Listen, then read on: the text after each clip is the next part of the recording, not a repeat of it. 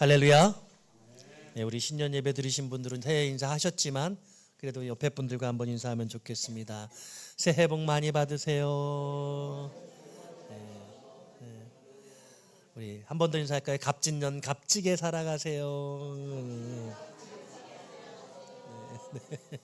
예, 우리 목사님들이 2024년 그년이 참 값집년이다. 이렇게 우스갯소리로 인사를 했습니다. 여러분, 올 한 해 하나님이 여러분들에게 계획하신 놀라운 복들이 여러분들에게 다 주어지고 받아서 누리시는 놀라운 은총이 있으시기를 축복합니다. 우리 온라인으로 예배하시는 분들에게도 동일한 복이 임하시기를 축복합니다.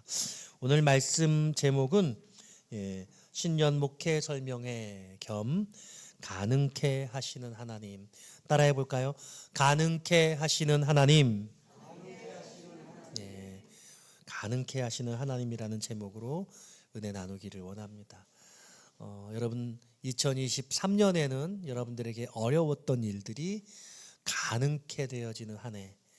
여러분들이 마음속에 꿈과 계획으로 포부는 가지고 있었지만 이루어지지 못하고 아직 현실화되어지지 않았던 그 여러 가지 것들이 가능케 되어지는 하나님으로 인해서 이루어지는 그런 놀라운 2024년 되시기를 축복합니다.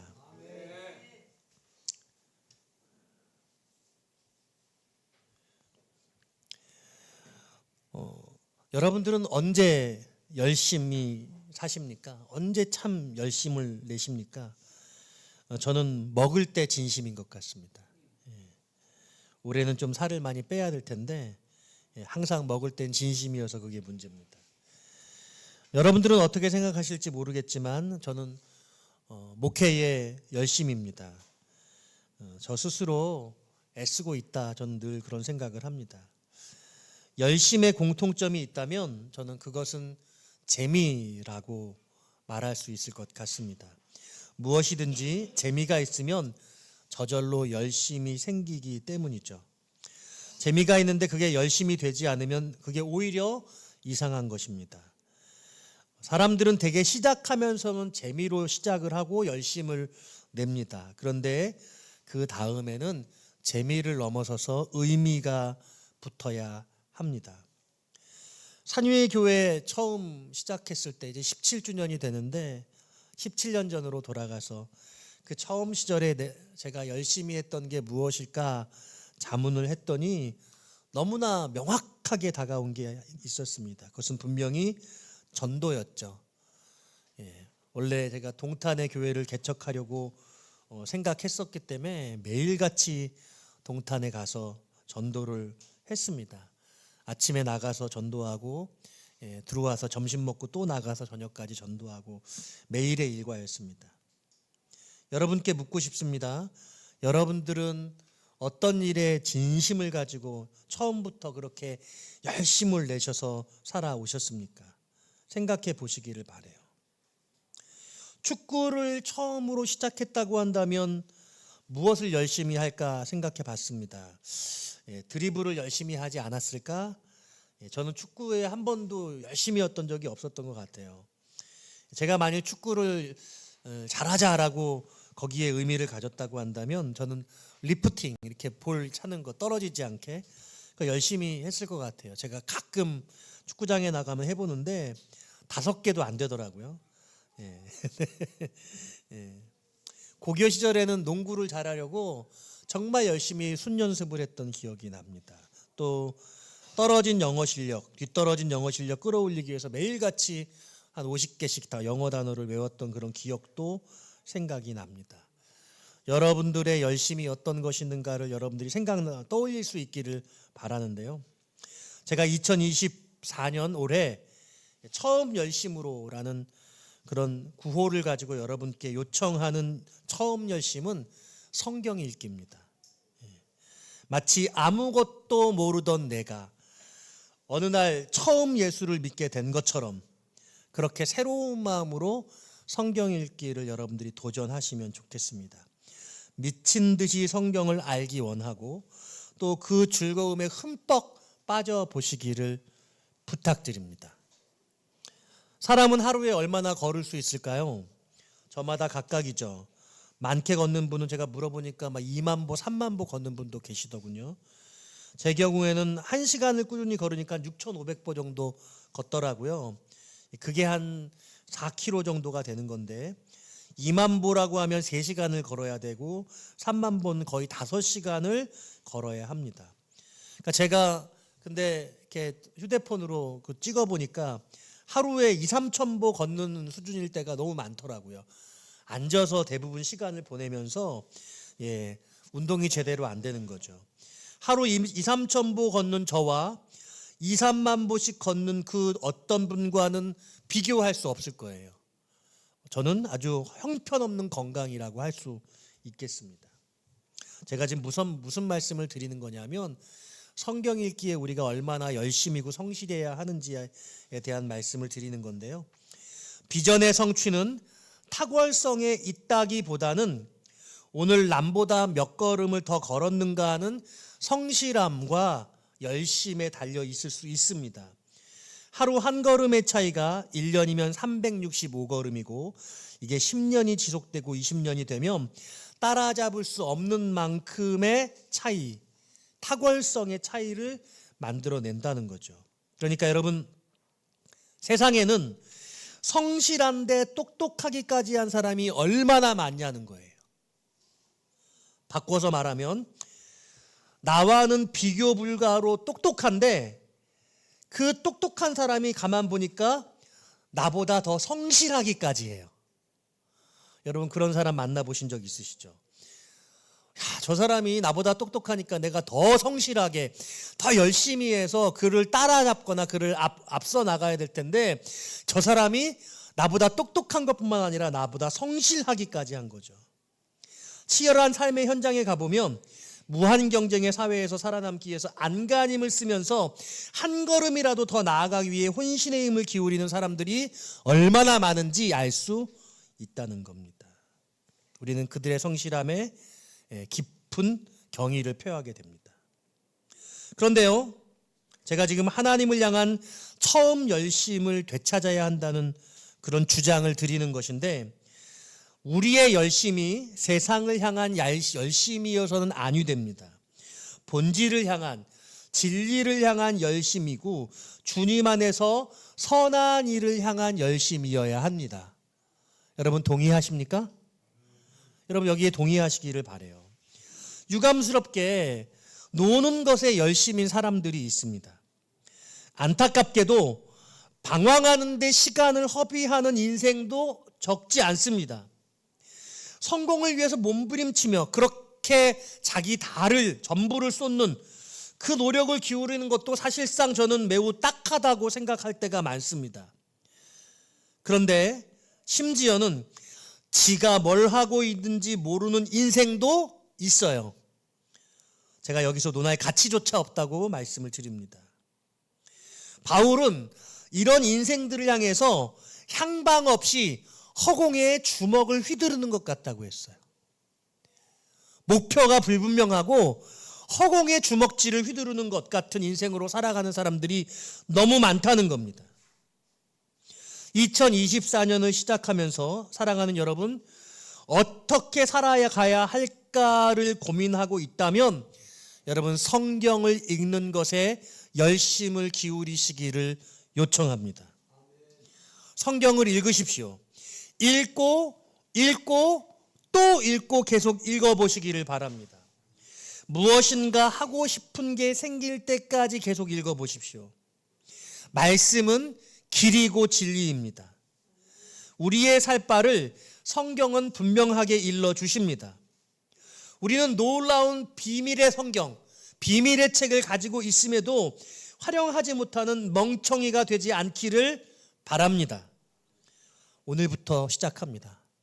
여러분 오늘부터 시작입니다. 여러분 아무것도 하려고 하지 마십시오. 뭘 해야 할지도 모르면서 뭔가를 하려 하면 그게 다 사고만 치는 것입니다.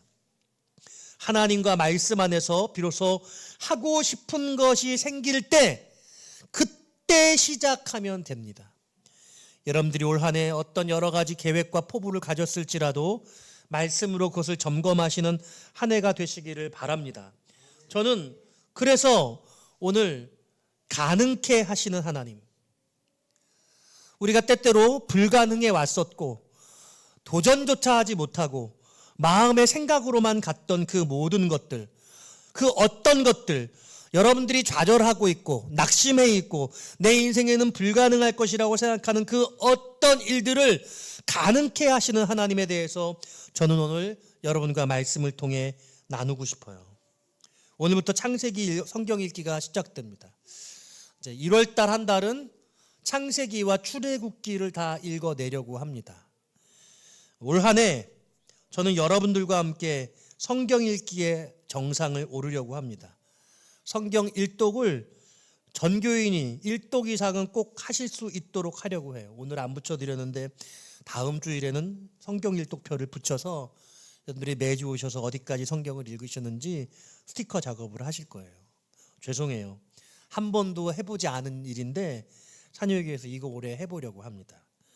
여러분 마음에 어쩌면 상당한 부담감을 가지실지도 모르겠는데 여러분 제발 부탁입니다. 그 부담감을 여러분 사명감으로 바꿔주시기를 바랍니다. 여러분 만일 올해를 마치고 여러분 모두가 이 성경 읽기의 정상에 올라가게 된다면 저에게 맛있는 식사 한 끼 대접해 주시면 좋겠어요. 제가 여러분들과 함께 그 꼭대기를 가보려고 합니다. 여기 계신 분께 묻고 싶어요. 여러분 지금까지 살아오시면서 성경을 얼마나 읽으셨습니까? 10번 이상 나는 성경을 읽었다. 있으세요? 5번. 5번. 난 한 번 이상은 읽었다. 왜 손을 안 드시는 거예요? 왜? 여러분 손 안 드셔도 돼요. 나는 아직 성경 한 번도 못 읽었다. 난 성경 일독 해본 적 없다. 오늘 그런 분들 올 한 해 오늘 결심하시고 오늘부터 시작하기를 바랍니다. 1월 달에는 창세기와 출애굽기를 다 읽어내려고 합니다. 한 달 동안에 한 90장 되는 성경을 읽는 겁니다. 사랑하는 여러분, 이 일이 매우 여러분들에게 유익한 일이 될 것입니다. 저는 오늘 그래서 2주 동안에 걸쳐서 창세기를 수요 기도에 포함해서 4번의 말씀을 전하고 창세기 전체를 여러분과 함께 나누려고 해요. 창세기는 족장들의 스토리죠.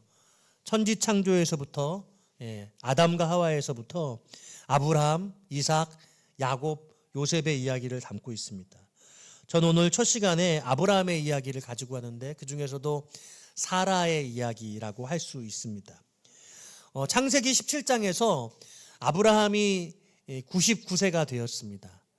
하나님이 아브라함에게 때때로 인생에서 나타나셔서 말씀하셨거든요. 여러분들의 인생에서 하나님이 나에게 나타나셨다라고 하는 그런 시간들, 그런 경험들이 있으실 거예요. 그런데 성경 창세기를 읽어보면 하나님이 아브라함에게 나타나셔서 아브라함을 만나주시는 사건은 몇 번이나 될까? 그런 관점을 가지고 찾아보는 것도 의미가 있습니다. 창세기 12장에서 하나님이 처음 아브라함에게 나타나셔서 말씀하셨어요. 그런데 가만히 보면 그 12장에서는요, 나타나셨다는 말씀이 등장하지 않습니다. 12장 뒤에 부분에 나타나셨다고 나와요. 말씀하신 거예요. 이르신 거예요. 이르셨다고 표현해요. 그러니까 어떤 방식인지는 모르지만 하나님께서 메시지를 주셨어요. 아브라함에게. 그런데 나타나셨다는 말은 달리 표현하면 만났다는 거거든요. 직접적으로 만나서 어떤 하나님을 보다 직접적으로 경험했던 사건들, 그것을 나타났다라는 표현으로 직접적으로 성경이 언급하고 있는데 아브라함이 99세 때 창세기 17장에 보면 나타나셔서 너는 내 앞에서 행하여 완전하라 이렇게 말씀하십니다. 그 99세 때 하나님이 비로소 이름을 바꿔주세요. 아브람에서 아브라함으로 이름이 바뀝니다. 그리고 할례를 시행을 하게 되어져요. 내년 이맘때 아들을 낳을 것이라고 말씀을 하시죠. 아브라함이 그때 생각하기를 내가 100세이고 이제 내 아내가 이제 90세가 됐는데 10살 차이거든요. 우리같이 지금 늙어가지고 이제 내 아내는 더 이상 임신할 수 있는 여자로서의 기능도 상실했는데 무슨 아기를 낳는단 말인가. 그렇게 생각했거든요. 근데 그런 아브라함에게 너 지금 웃고 있니? 네 아들 이름 이삭이라고 불러라. 내가 이삭에게 메시지를 주고 이삭과 함께 너의 약속을 지킬 거야. 이렇게 창세기 17장에서 말씀을 해주세요. 그리고 17장이 지나가고 18장에 어떤 일이 일어나냐면 아브라함이 한낮에 새 천사를 만납니다. 이 천사가 어디 가는 길이었냐면 소돔과 고모라 성에 가는 길이었어요. 왜 가요? 소돔과 고모라 성을 멸하기 위해서 가는 길이었습니다. 그런데 여러분, 소돔과 고모라 성의 이야기를 쭉 살펴보면 거기 등장하는 천사는 2명의 천사밖에 없어요. 창세기 18장의 천사는 3명이거든요. 그런데 1명은 사라지고 2명만 보여요. 이 1명이 누구냐라고 할 때 이 1명이 바로 구약의 성육신한, 구약의 사람의 몸으로 나타나신 하나님이다, 이렇게 말을 해요. 이 하나님께서 지금 창세기 17장에서 아브라함에게 나타나셔서 말씀하셨거든요.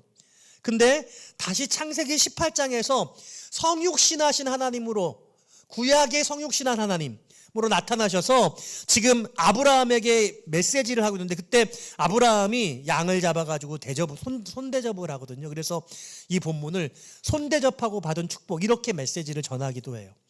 근데 사실 이 창세기 18장에서 하나님이 아브라함에게 나타나신, 굳이 소돔과 고모라 성을 가다가 아브라함에게 나타나셔서 무엇인가 하실 일이 있었는데 그게 무엇이냐? 이 성육신하신 하나님이 사라를 만나 주시기 위해서 가셨던 거예요. 사라를 만나 주시기 위해서 가신 거예요. 그래서 창세기 17장이 아브라함에게 나타나신 하나님이라고 말씀할 수 있다면 창세기 18장은 사라에게 나타나신 하나님이라고 볼 수 있습니다. 자, 그도 그런 것이 오늘 저는 이 본문을 가지고 3가지 하나님의 말씀, 은혜를 나누려고 하는데요. 첫 번째 말씀, 9절 말씀에 보면 나와 있어요. 9절 말씀 우리 같이 한번 읽어볼까요? 시작.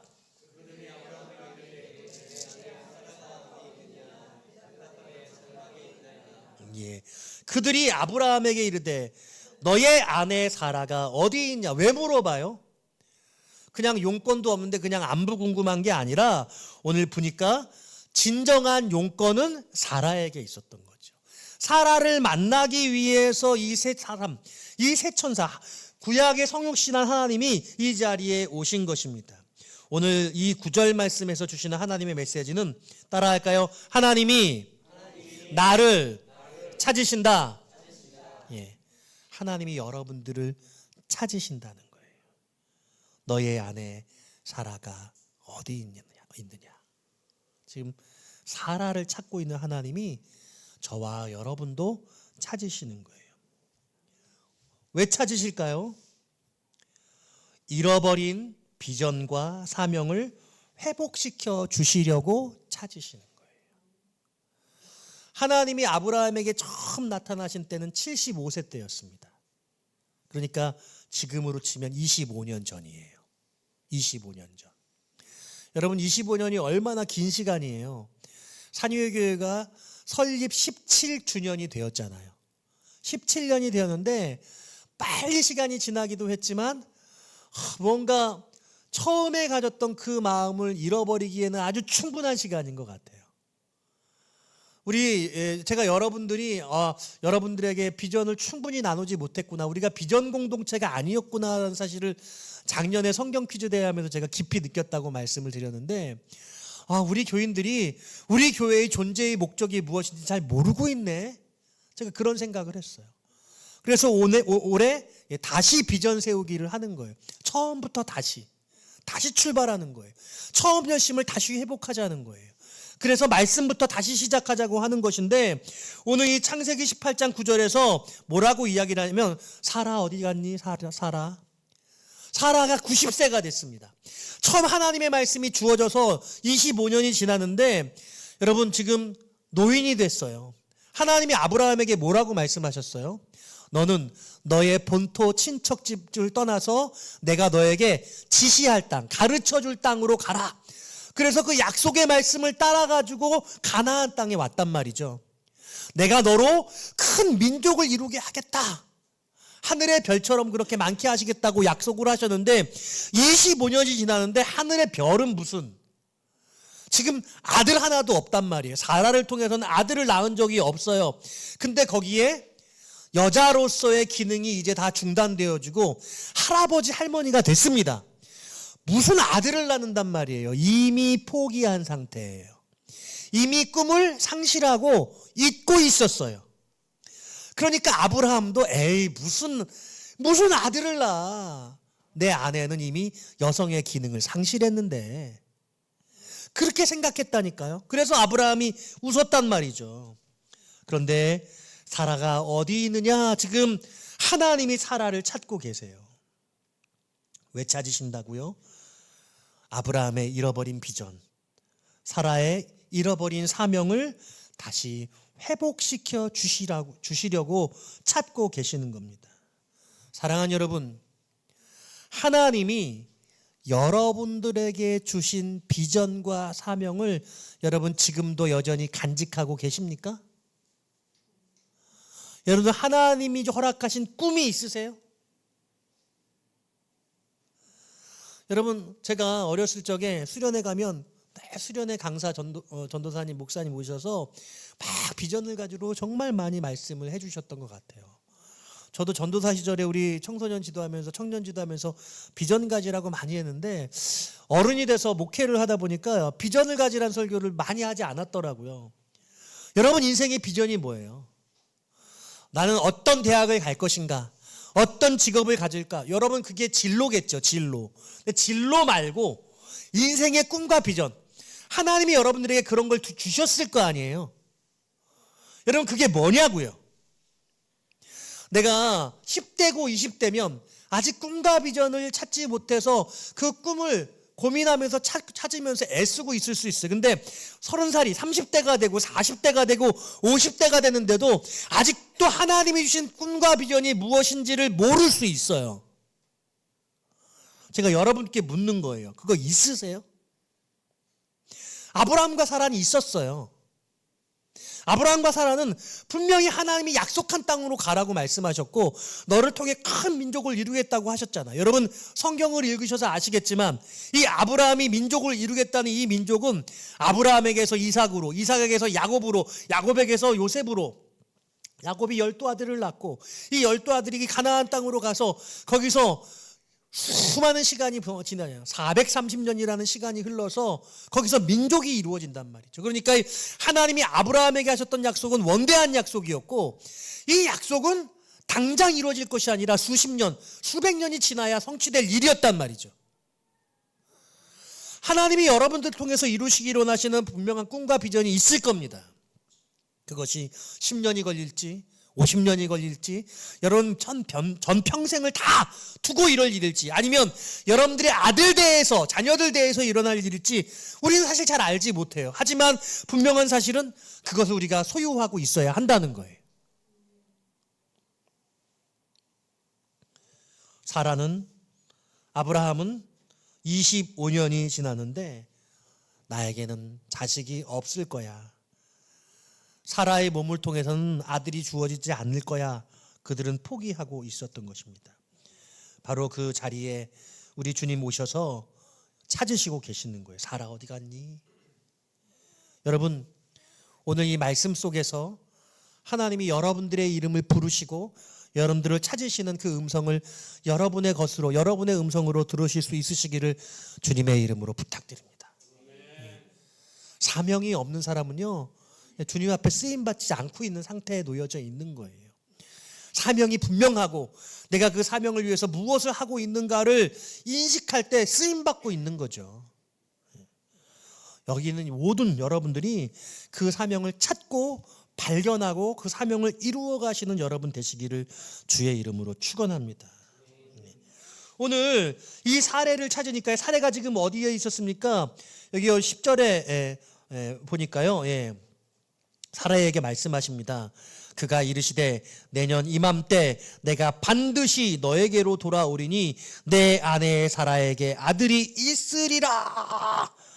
그때 사라가 그 장막 문에서 뒤에서 이 대화를 엿들었습니다. 지금 뭐라고 말씀하고 있냐면 10절 말씀에서 이렇게 말해요.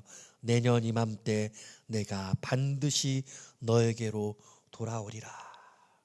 오늘 함께 나눌 두 번째 말씀은요, 따라합시다. 주님께서 여러분에게 돌아오실 겁니다. 예. 주님께서 여러분에게 돌아오실 거예요. 오늘 본문에서는 1년, 내년 이맘때 돌아올 것이다, 이렇게 말씀하고 있어요. 근데 이 돌아온다는 것이 어떤 의미냐? 비전의 성취를 말하는 거예요. 약속의 성취예요. 아들을 낳을 것이라는 말씀과 함께 돌아오시겠다고 그렇게 약속하시고 계세요. 하나님께서 아브라함에게 해주셨던 아브라함의 사명, 비전에 가장 중요한 두 측면이 있는데, 아브라함을 통해서 모든 민족이 주께로 돌아오게 될 것이고, 하나님의 나라, 영생을 얻게 될 것이고, 아브라함을 통해서 이스라엘 민족을, 거룩한 민족을, 하나님의 택한 민족을 만들어 가실 것이라는 원대한 비전이 있고, 그 원대한 비전을 아브라함 때 아브라함이 이루어야 될 가장 중요한 아브라함의 실천적 사명이 뭐냐? 아들 이삭을 낳는 거였죠. 아브라함이 아들 이삭을 낳는 것, 이건 사라의 사명이기도 했어요. 그런데 내년 이맘때 이삭을 낳게 될 것을 예고하시고 계시죠.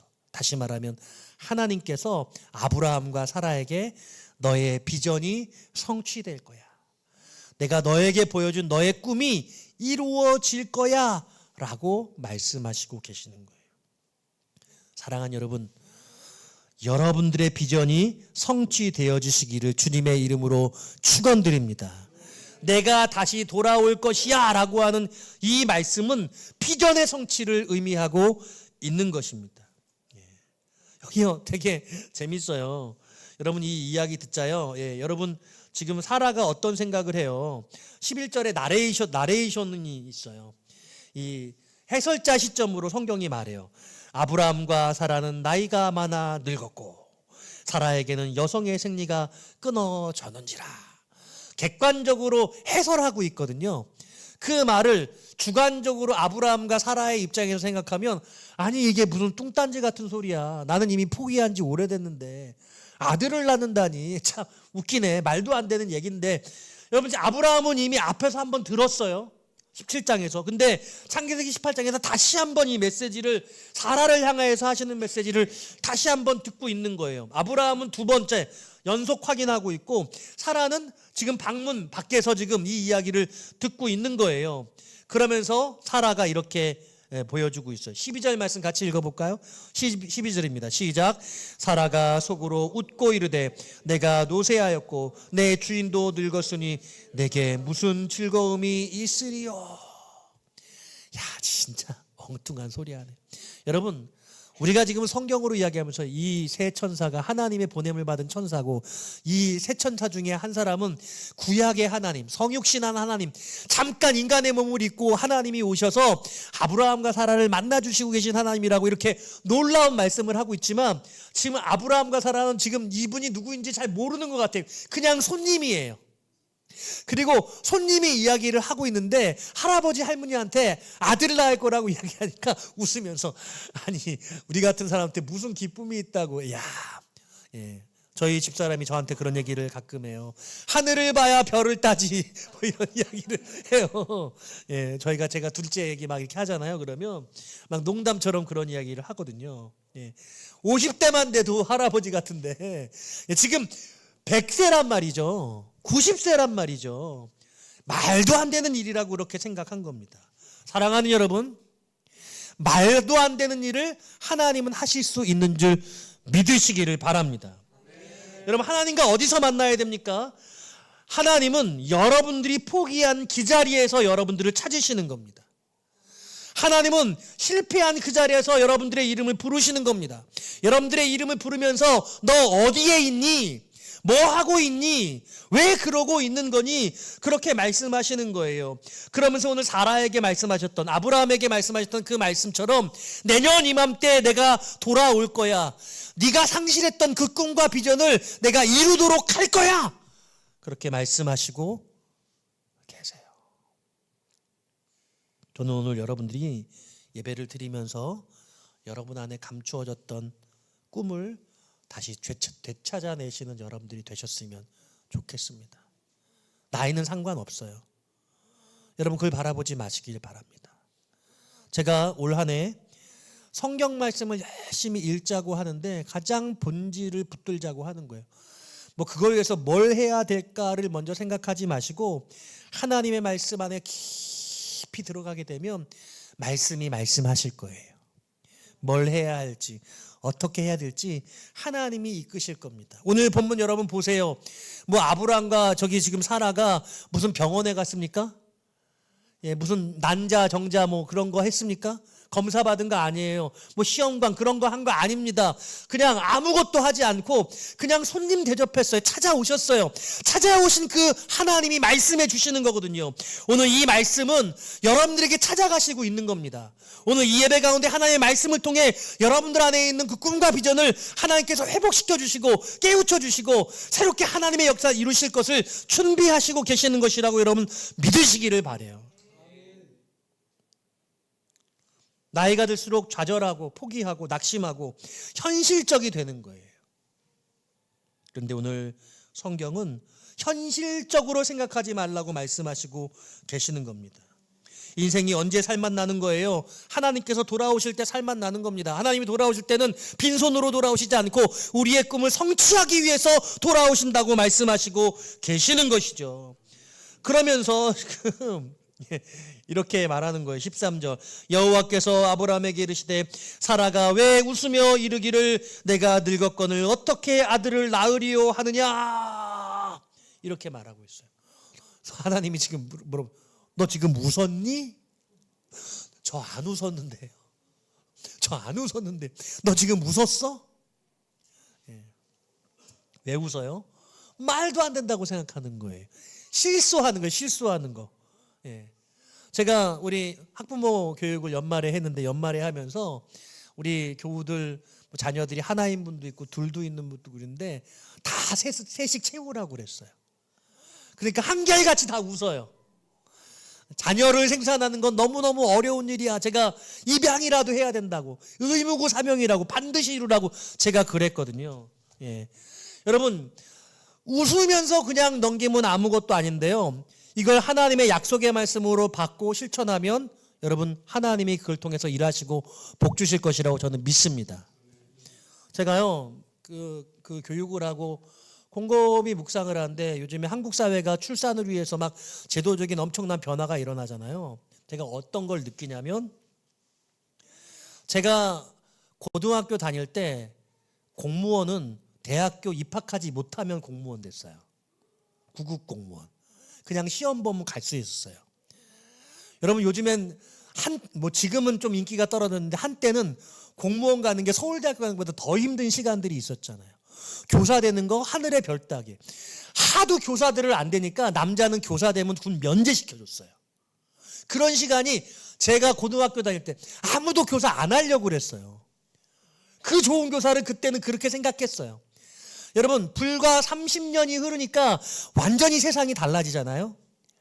우리는 둘만 나 아들 딸 구별 말고 둘만 나 잘 기르자. 군대 가면은요 막 묶어줬잖아요. 그럼 예비군 훈련 면제시켜줬단 말이에요. 언제 그런 시절이 있었어요. 근데 지금은요 셋째 나고 넷째 나면 막 1,000만 원씩 준대요. 제가 장담합니다. 여러분 셋째 낳고 넷째 낳으면 여러분 그게 여러분들의 인생에 큰 복이 될 거예요. 믿어보세요. 조창호 집사님 셋째. 믿어보세요. 예. 정말이요. 예. 이걸 제가 50대가 돼서 세상의 흐름이 이게 10년, 20년 단위로 놀랍게 변하는 공대가 그렇게 대학 가기 어려웠거든요, 제가요. 근데 공대를 우습게 여기는 시간이 있었다가 요즘에 다시 공대가 점수가 높아졌잖아요. 다 자연계로 간대요. 인문계가 엄청나게 버림받고 있어요. 이럴 때 인문계를 보내야 돼요.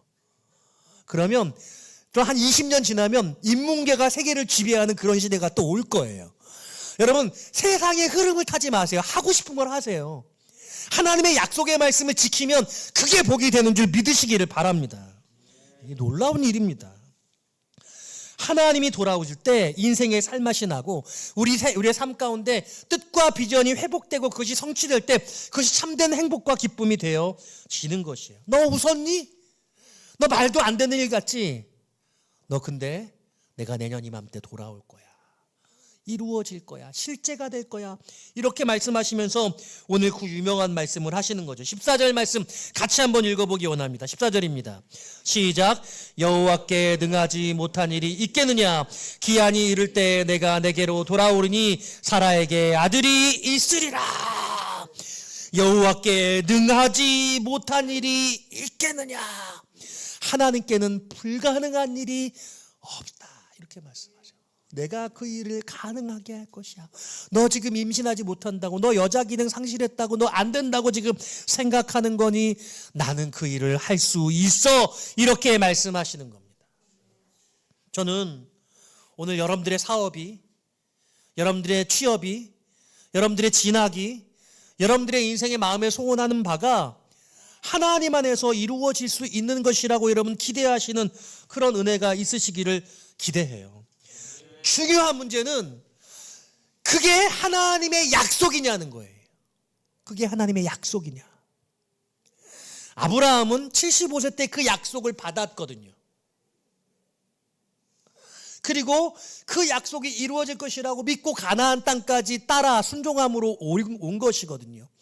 근데 그 약속이 1년이 지나고 10년이 지나고 100살이 되었는데도 아직도 이루어지지 않아서 그것을 상실한 상태에 있었던 거죠. 오늘 저와 여러분들이 어떤 상태에 놓여져 있는지 저는 잘 모르겠어요. 그러나 분명한 사실은 오늘 이 말씀을 통해 하나님이 여러분들에게, 우리에게 임하시기를 원하시고, 그리고 말씀을 통해 우리의 꿈과 비전이, 하나님의 약속이 각각의 여러분들에게 임하여지게 되기를 제가 축복하고 소원한다는 거예요. 그래서 여러분들의 비전이 무엇이냐?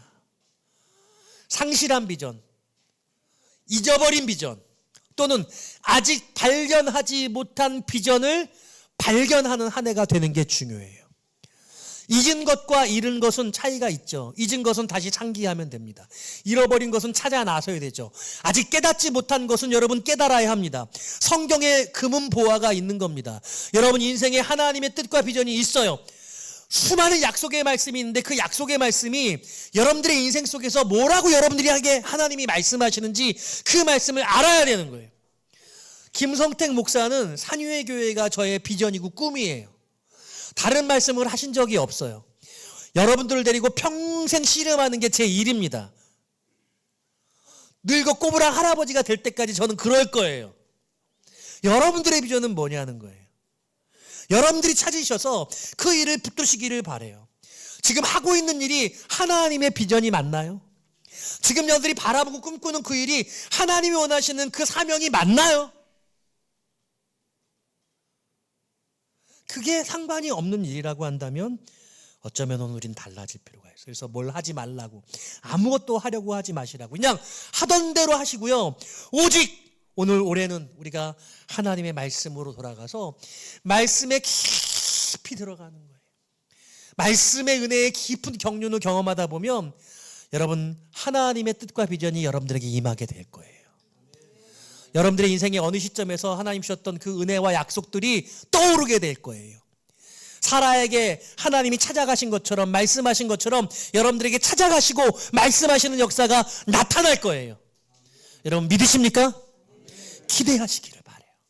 기대하시기를 바라요. 그래서 우리 올해 각 목장별로 서로 성경 읽기하고, 오늘 성경 읽기 했습니다.